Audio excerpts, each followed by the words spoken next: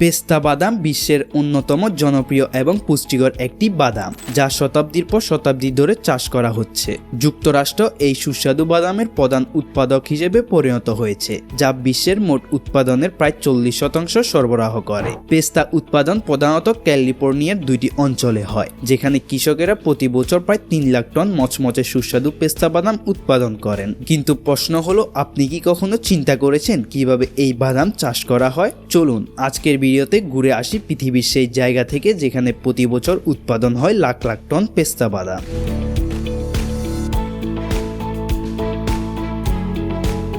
শুরুতে আসা যাক এর উৎপাদন সম্পর্কে। পেস্তা বাদাম ভালোভাবে বেড়ে উঠতে এবং ভালো ফলন দিতে নির্দিষ্ট মাটির প্রয়োজন। এগুলো ঠান্ডা, শীত এবং দীর্ঘ উষ্ণ গ্রীষ্মের আবহাওয়ায় ভালোভাবে বেড়ে ওঠে, যা তাদের বৃদ্ধির জন্য আদর্শ পরিবেশ সৃষ্টি করে।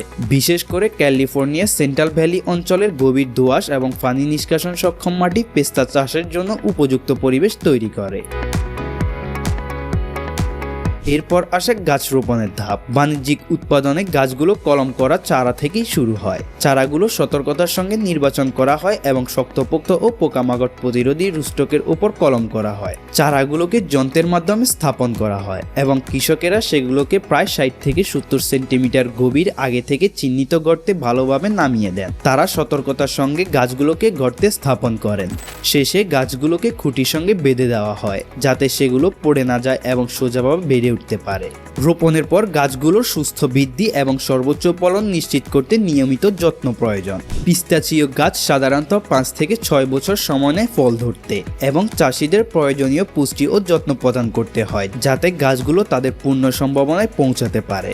পিস্তাচিও গাছের বৃদ্ধির জন্য পানি অত্যন্ত গুরুত্বপূর্ণ, বিশেষ করে গ্রীষ্মকালে জুলাইয়ের শেষ থেকে আগস্ট পর্যন্ত। এই সময়ে কচি গাছের প্রতিদিন প্রায় 50 গ্যালন পানি প্রয়োজন হয়।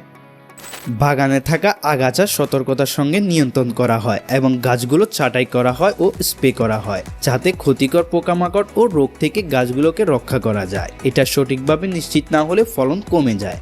এরপরে নির্দিষ্ট সময় ফসল সংগ্রহ শুরু হয়। পিস্তাচিও সংগ্রহ মৌসুম প্রতি বছর সেপ্টেম্বর থেকে অক্টোবর পর্যন্ত চলে, যখন বাদাম পেকে যায় এবং বাইরের খোসা পেটে যেতে শুরু করে। সংগ্রহের আগে শ্রমিকরা নমুনা হিসেবে কিছু বাদাম পরীক্ষা করে পিস্তাচিও প্রস্তুত হয়েছে কিনা তা যাচাই করেন।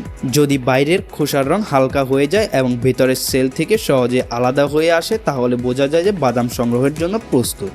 পিস্তাচিও সংগ্রহ করা হয় ঝাঁকুনি দেওয়া যন্ত্রের মাধ্যমে, যার মধ্যে থাকে শেকিং আর্ম, সংগ্রহ ইউনিট, কনভেয়ার এবং সংরক্ষণ বিন, যা পুরো প্রক্রিয়াটিকে দ্রুততর করে তোলে। শেকিং আর্মটি গাছের কাণ্ড বা বড় ঢালকে ঘিরে ধরতে পারে। গাছের আকার ও গঠনের সঙ্গে মানিয়ে এমনভাবে স্থাপন করা হয় যাতে দৃঢ়ভাবে ধরতে পারে, কিন্তু গাছের কোনো ক্ষতি না হয়।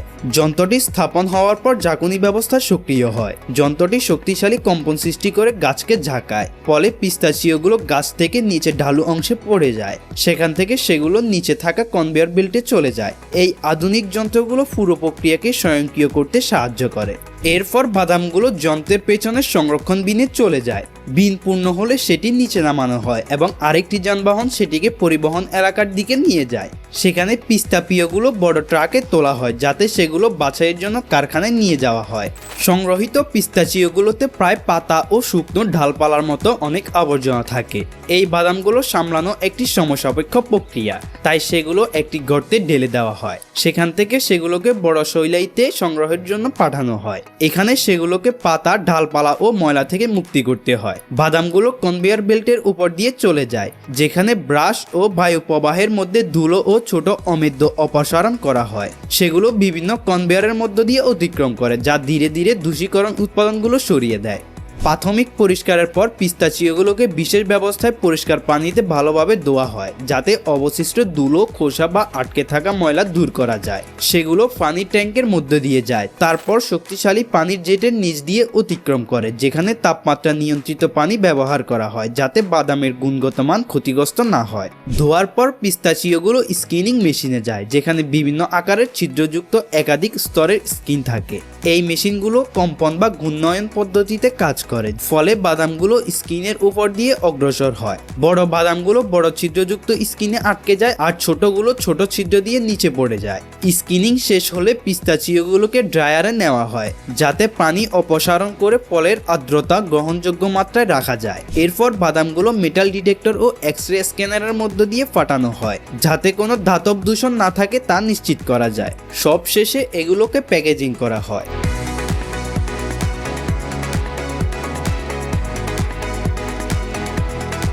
এরপর থেকে যখনই আপনি মচমচে বা সুস্বাদু পেস্তা বাদাম খাবেন তখন মনে রাখবেন এই বাদামগুলো আপনার কাছে পৌঁছাতে কতটা পরিশ্রম করতে হয়েছে।